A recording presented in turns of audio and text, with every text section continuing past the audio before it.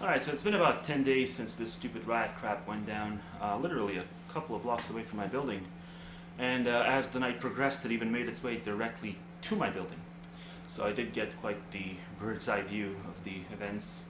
But yeah, really, the main destruction was caused at the city's core, and things were burning.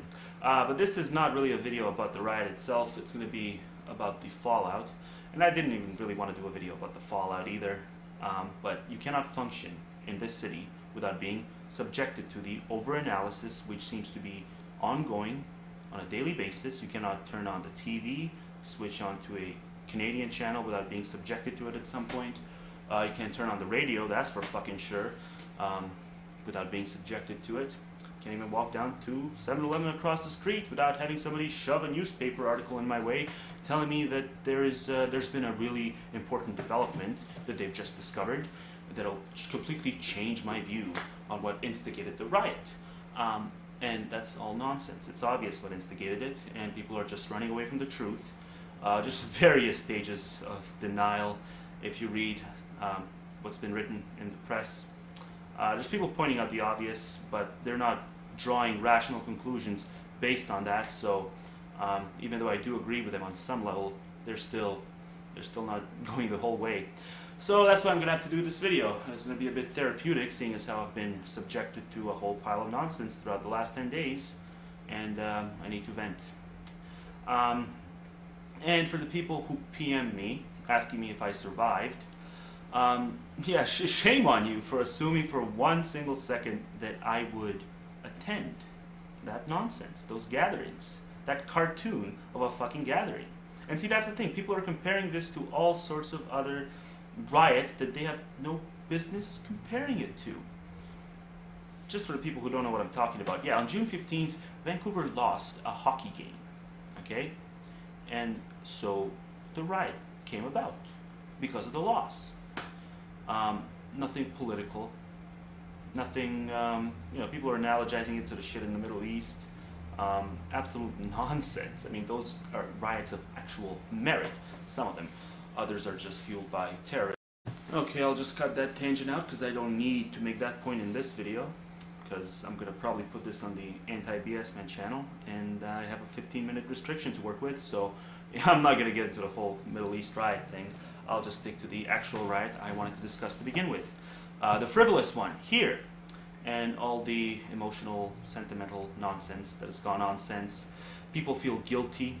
People who've done nothing wrong feel guilty because there's still this idea that because I happen to live here. See, it's not only guilt by association, because they didn't know these people who rioted. People who were complete strangers to the rioters woke up the next morning early on because they felt a sense of guilt, because they were so worried about how the world would perceive this city because of the actions of the people who destroyed things in the core. And so they went and they did all this cleaning up stuff, which is good in and of itself, but what prompted it is just preposterous. I mean, if there's one thing that's worse, that's more irrational than guilt by association, it is guilt by geography, the sheer coincidence of geography. People who did absolutely nothing wrong, allowing this collectivized guilt crap to get to them. And it just kills me because these are good people. And yet they allow themselves to fall for these silly psychological traps because they're so worried about what everyone's going to think of their city. Don't be worried. It's okay. You did nothing wrong.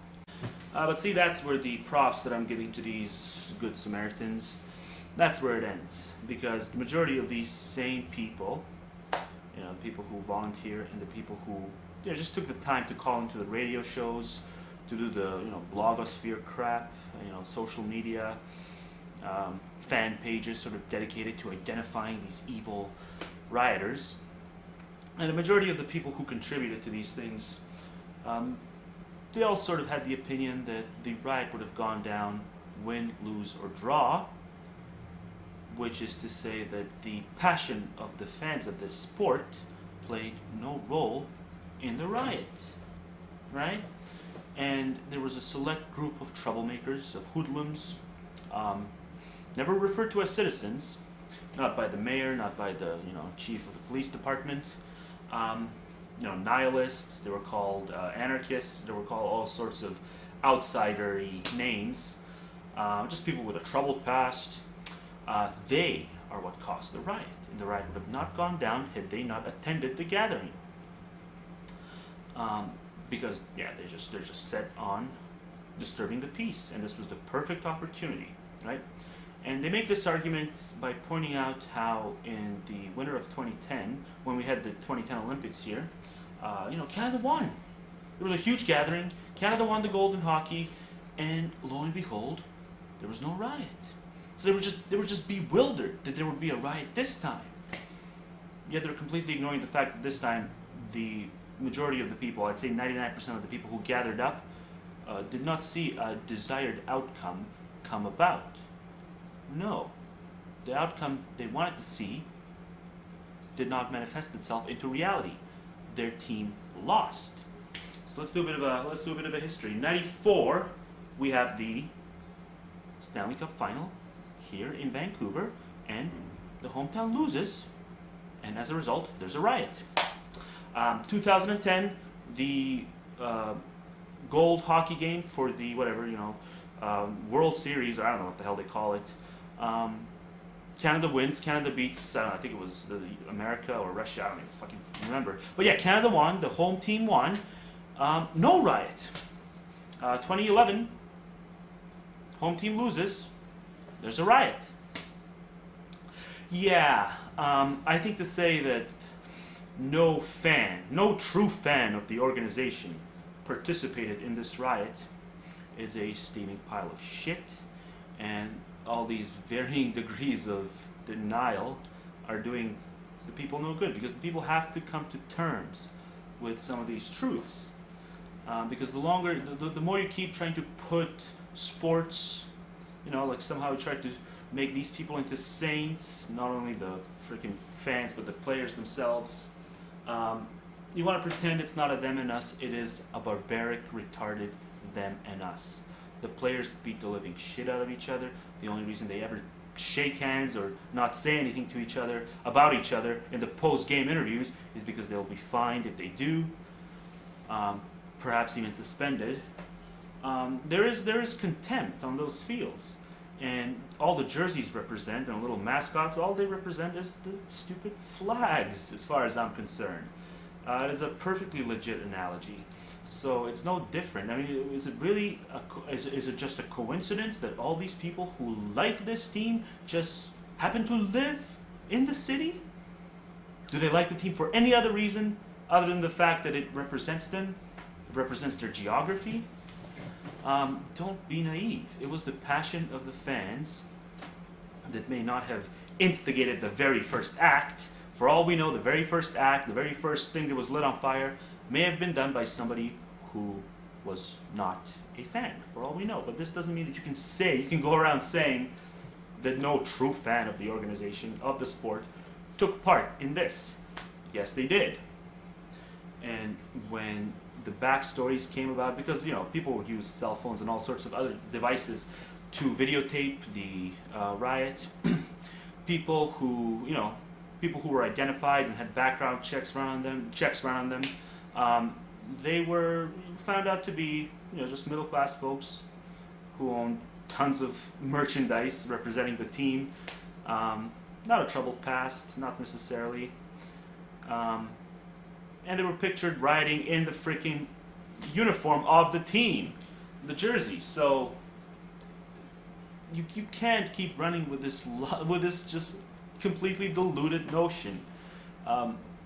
They are fans. It was their passion that led them astray, in combination with mob mentality. And of course, the cops are damned if they do and damned if they don't, because what happened the following day was you had a bunch of people bashing them because they didn't release the hounds on the protesters. Because only by releasing the hounds after the riot act has been read, only then will you compel people to have a disincentive and to never, ever, ever riot again. And then they brought up the virtuous example of the G20 summit, which took place last year in Toronto, and the way the pigs dealt with the crowd in that scenario. Just complete over-aggression, just completely unnecessary aggression.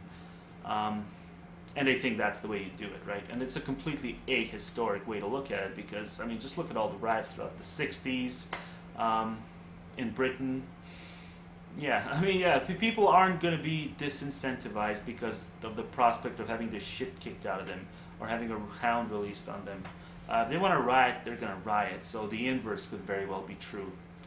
At least history demonstrates it as being true. So anyway, yeah, last point I want to make is I'm fed up with the exceptionalism when it comes to sports. I'm fed up with these assholes who indulge in this shit. I'm just fed up with the public subsidy of it. I mean, it takes a lot of money to maintain these stadiums. And what do people who get absolutely no enjoyment out of any of these sporting events, what do they get out of this for having to subsidize this? In lots of different ways, right? Not just through, you know, the maintaining of the stadiums, but I mean, paramedics, emergency services, all the extra cops that had to be hired or employed throughout the last 2 months to keep an eye on all these crowds. I mean, this is public subsidy we're talking about in so many different ways. And what do they get out of it? They get drunks, they get traffic jams, and they get the occasional riot. So just brilliant.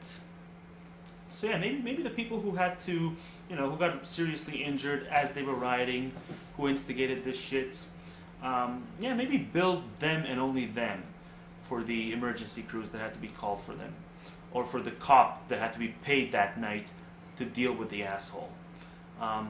And not just in terms of rioting. I mean, there's a lot of people who live for this extreme sports bullshit, this walking of tightropes, this French kissing of rattlesnakes, where they just videotape it all and, you know, they get a TV deal out of it. And they become famous, they make a bunch of money. Well, yeah, I mean, you're going to indulge in that bullshit where you know there's a risk of you getting seriously fucked up. Well, yeah, you should pick up the tab. I mean, seriously, it's your own. You impose the goddamn accident on yourself, knowing full well that there's a good chance of it happening. So why should these people have any expectation for society to placate their risk-taking?